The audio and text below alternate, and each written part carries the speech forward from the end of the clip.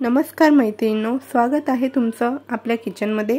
तर आज मी बनवणार आहे चण्याची मसाला भाजी।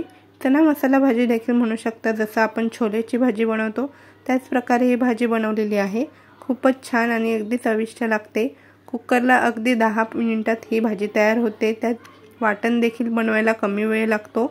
अशा प्रकारे छान अशी भाजी तयार होते चण्याची। ही तुम्ही डब्याला मिस्टरांना किंवा लहान मुलांना देखील देऊ शकता, ते देखील खूपच आवडीने खातील। तर तुम्ही नक्कीच ही भाजी नक्की ट्राय करा। ढाबा स्टाईल ही भाजी तयार होते, अगदी चमचमीत आणि स्वादिष्ट लागते। चला तर आपण रेसिपीला सुरुवात करू। तर इथे मी रात्रभर चणे भिजवून घेतलेले होते 7 ते 8 तास, आणि 2 छोटे छोटे आकारात बटाटे कापून घेतले होते। तुम्हाला बटाटे नसतील घालायचे तुम्ही स्किप देखील करू शकता। त्यानंतर इथे मसाल्यांमध्ये मी जिरा पावडर 1 चम्मच जिरा पावडर घेतली, 2 चम्मच लाल तिखट पावडर घेतली, थोडीशी पाव चम्मच हळद, आणि इथे आमचूर पावडर घेतलेला आहे, चवीनुसार मीठ, धने पावडर घेतलेला आहे, आणि गरम मसाला घेतलेला आहे 1 चम्मच। तुम्ही तुमच्या आवडीनुसार तिखट कमी जास्त करू शकता। आणि इथे वाटण तयार करण्यासाठी मी थोडीशी कोथिंबीर घेतलेली आहे, 2 टोमॅटो घेतलेले आहे, 1 कांदा, आणि 20 ते 25 पाकळ्या लसणाच्या, 2 हिरव्या मिरच्या, आणि 1 इंच आलं, आणि थोडेसे चणे घेतलेले आहे भिजत घालून। ते आपल्याला वाटणाला भाजी जाड करायला कामी येणार आहे। तर इथे मी बारीक बारीक अशा प्रकारे कांदे कापून घेतलेले आहे। याचं आपल्याला वाटण तयार करून घ्यायचं आहे मिक्सरला।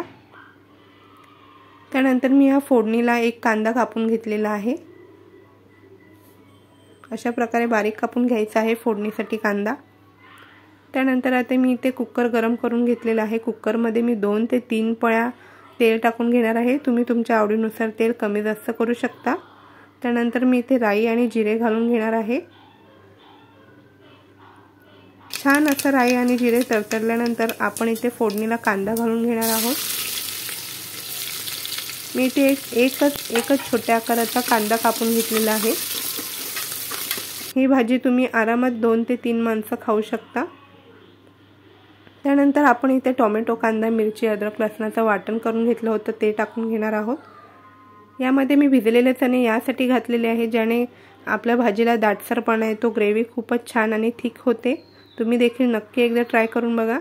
त्यानंतर हे सगळे मसाले जे घेतले होते ते मी घालून घेणार आहे, आणि छान असं 3 ते 4 मिनिटं तेलावर परतून घ्यायचं आहे, जोपर्यंत बाजूने तेल सुटत नाही। याने भाजी खूपच खमंग आणि छान होते। बघू शकता अशा प्रकारे तेल सुटेपर्यंत मसाला कलसून घ्यायचा आहे आपल्याला। त्यानंतर इथे मी चणे आणि बटाटे घालून घेणार आहे, आणि ते देखील छान असे कलसून घ्यायचे आहेत। आणि मी त्यानंतर इथे 1 ते 1.5 तांब्या मी पाणी घालून घेणार आहे। तुम्ही तुमच्या आवडीनुसार पाणी कमी जास्त करू शकता। जर भाजी जाड हवी असेल तर थोडं कमी पाणी घाला। तर अशा प्रकारे मी इथे 1 ते 1.5 तांब्या पाणी घालून घेतलेले आहे।